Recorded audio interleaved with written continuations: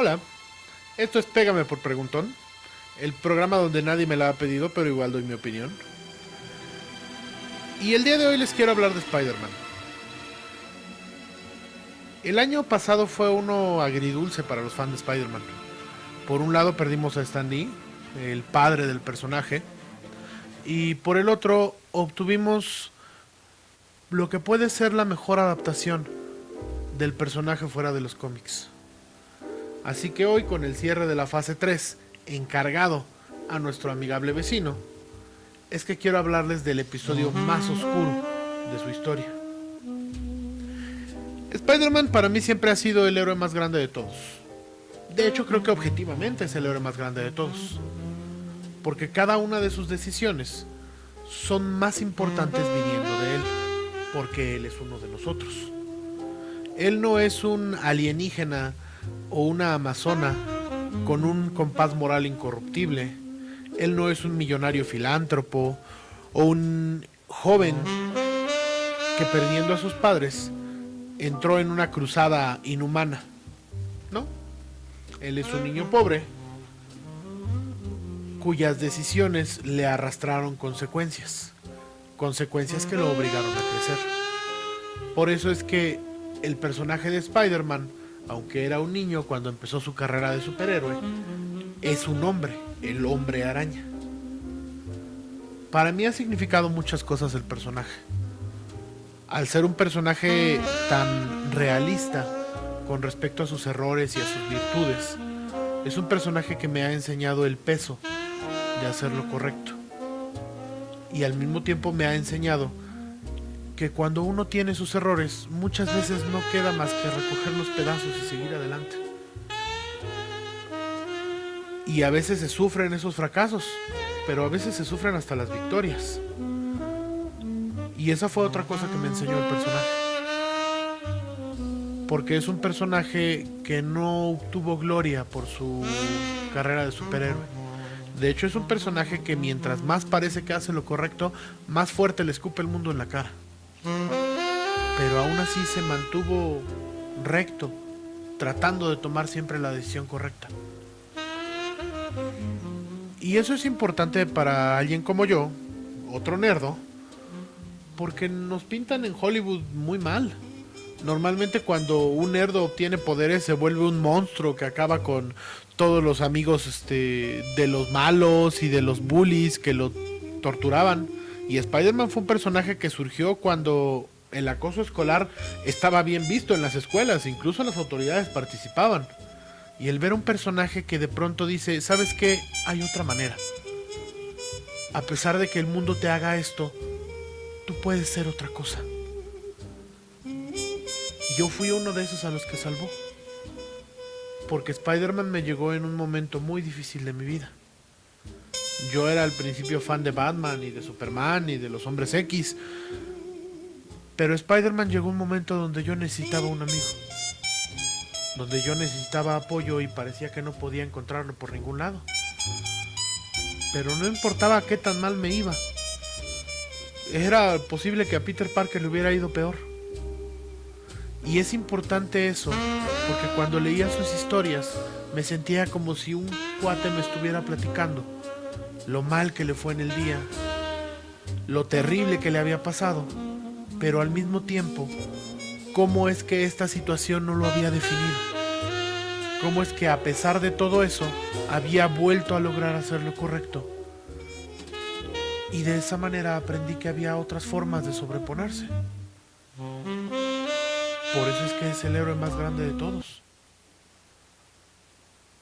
Pero luego llegó House of M, un evento en Marvel Comics donde la Bruja Escarlata altera la realidad, apoyada por el profesor Xavier, y le conceden todos sus deseos a los superhéroes.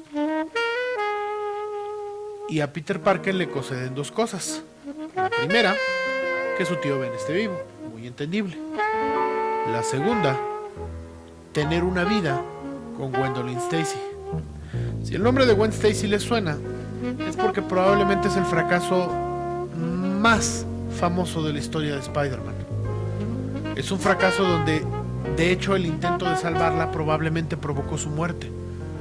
Y no porque no le pese, pero eso en turno lo hizo un mejor superhéroe. Le llevó a preguntarse la manera en la que salvaba a la gente y la manera en la que era correcto hacerlo. Por eso es que me es tan sorpresivo. Porque en muchas ocasiones los escritores plantearon situaciones donde podía haber regresado Peter Parker con el personaje de Gwen Stacy.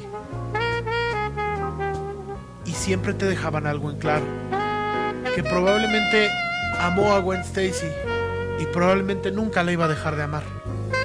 Pero la dueña de su corazón era Mary Jane Watson. Mary Jane era un personaje tan importante para Peter Parker porque era la pareja perfecta. No porque eran perfectos el uno con el otro o porque nunca tenían problemas, sino porque se sentían como una pareja real. Era una pareja donde Mary Jane tenía que estar lidiando todo el tiempo con estar casada con una persona que hace lo que hacía Spider-Man. Era una persona que, a pesar de todo esto, estaba dispuesta a darle su apoyo y siempre estaba ahí para darle la mano. Por eso es que cuando sale el What If acerca del evento de House of M, se siente más terrible lo que escribieron ahí. Porque los escritores plantean que si Gwendolyn Stacy hubiera sobrevivido a este evento, la historia que sigue adelante ya le sobra a Mary Jane Watson. Tanto que la matan en el primer tercio de la historia. Después vuelven a Spider-Man psicótico, lo vuelven un asesino, se viste con el traje del Duende Verde, trata de matar a Gwen Stacy y acaba de matándose él solo. Esto no por decir que a mí me molesten los What If. A mí me parece que son instrumentos muy necesarios, que dejan que los escritores exploren tierras desconocidas. Y aunque no me guste este en particular, es algo que tiene que seguir existiendo. Lo que sí hicieron era mostrarme cuál era la opinión de los escritores acerca del personaje y la dirección que irían tomando. Porque tiempo después, Spider-Man estaría dispuesto a venderle su matrimonio al diablo para mantener viva a la tía May. Y lo que es más terrible de esa situación, dejar que su esposa cargara con el peso de esa decisión casi sola.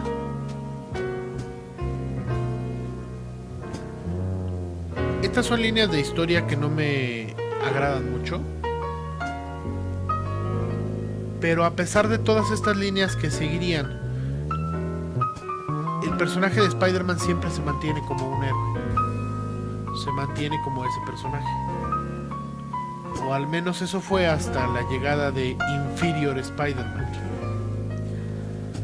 Para Amazing Spider-Man número 700 te plantean que varias de las buenas historias que habían estado planteando antes eran un plan del Doctor Octopus para meterse dentro del cuerpo de Spider-Man, poner a Peter Parker dentro de su cuerpo moribundo y de esa manera él seguir vivo en el cuerpo del Hombre Araña. Esto es preocupante porque si Spider-Man y Mary Jane se sentían como personajes vivos, reales, es necesario escucharlos. Y cuando ya tienes algo así, aunque tú tengas los derechos, esos personajes ya no necesariamente te pertenecen. Pero si tú quieres escribir otras historias con ellos, probablemente lo único que se te ocurra sea matarlos. Pero el matarlos con la línea de historia de te cambio el cuerpo, se me hace francamente insultante. Aún así estuve dispuesto a darle el beneficio de la duda a los escritores, a dejarlos que me llevaran y ver hacia dónde irían con el personaje. Pero me doló 9 números esa emoción. Porque para el número 9 de Superior Spider-Man te plantean que en el número anterior el Doctor Octopus se dio cuenta de que había un remanente de la conciencia de Peter Parker en su cuerpo y se dispuso a expulsarlo. Bueno, yo podré tener una opinión acerca de cuál es el personaje más fuerte en esa situación, cuál ha demostrado en los 50 años de historia que merece ganar esa pelea, pero eso no es lo que importa.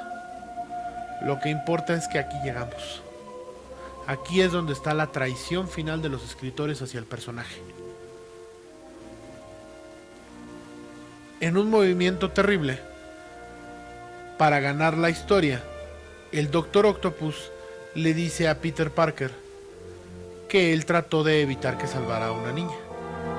Peter Parker se defiende diciendo que él no sabía lo que estaba haciendo el Doctor Octopus, que se estaba arriesgando mucho y estaba usando la misma tecnología que usó para robarle su cuerpo a él. ¿Cómo le iba a tener confianza? El Doctor Octopus le contesta que eso no es cierto, que está inventando y que él realmente lo que le molesta es que él quería tener la gloria de salvar a la niña y que estaba dispuesto a dejar que la niña muriera si no la podía salvar él. Ese es el insulto final. 50 años de historia y vaya manera de echarles mierda encima a todas. Si algo hemos visto del personaje, los que lo hemos seguido, es justo lo contrario. Es la voluntad de hacer lo correcto aun cuando el mundo no está dispuesto a reconocer que estás haciendo lo correcto. La fuerza que tuvo el personaje para revelar su identidad en Civil War, la voluntad que tuvo después para ver en lo que se estaba transformando Tony Stark y dejarlo atrás, pero también sus fracasos, como cuando se rompió su voluntad al ver que no podía salvar a la esposa del Rhino, cuando se rompió su corazón porque no pudo salvar a Billy Connors de su padre. Todo eso no importa, porque ahora resulta que todos estos eran fracasos aceptables. Era daño colateral para que Peter Parker pudiera obtener la gloria. Yo no creo que los escritores sepan de lo que están hablando entonces en ese momento. Pero creo que el daño está hecho y que probablemente es irreversible. Porque ya no importa qué pasa después con el personaje de Spider-Man. No importa si regresó después, si el Dr. Octavius estuvo dispuesto a reconocer que el mejor Spider-Man siempre sí era Peter Parker. Porque el Peter Parker que iba a regresar era un imbécil que está buscando la gloria. Uno que está dispuesto a alimentarse del sufrimiento a su alrededor para obtener sus objetivos. Ese día no murió el personaje de Spider-Man para mí. Ese día murió un amigo. Porque al final dolió verlo morir de esa manera.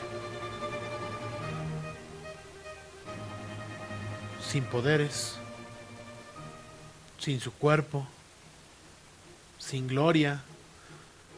No murió sacrificándose para salvar el mundo o en un último intento para detener a las legiones de la destrucción. No. Murió ahí sin amigos, sin familia, sin nadie a quien le importara, sin su amada esposa a su lado. Y al final los villanos más cabrones de todos fueron los escritores. Porque resultó que les tomó años de historias, pero también lograron arrancarle el heroísmo y la integridad al personaje. El personaje que regresaría años después no es Spider-Man. Él no es mi amigo. Y por eso decidí dejar de seguir al personaje. Al menos hasta el año pasado, en el que murió Stan Lee. Stan Lee, el padre de Spider-Man, creó un personaje a punto de renunciar a escribir cómics, porque él tuvo la entereza de seguir el consejo de su esposa. Sigan el consejo de su esposa. Y escribir lo que a él lo hacía feliz. Y escribió el personaje como un personaje que tenía problemas, que era real. Inadvertidamente esto le dio vida al personaje. Y al darle vida, Stan Lee dejó de ser un escritor común y subió por encima. ¿Qué tan encima? Well, he is the one above all. Por eso a su muerte es tan interesante que Phil Roth y Ronnie Rodman en Spider-Man Into the Spider-Verse pudieran darnos algo como lo que hicieron. Nos dieron una película que tiene probablemente el cameo más bello de Stan Lee. Porque cuando él habla de lo mucho que va a extrañar al personaje de Spider-Man, todos los fans le respondimos, y nosotros a ti. Pero también nos recordó varias cosas, en las palabras de esta mujer que lo amó más que nadie. El que ve a una compañera muy tomada y no la deja sola en la fiesta.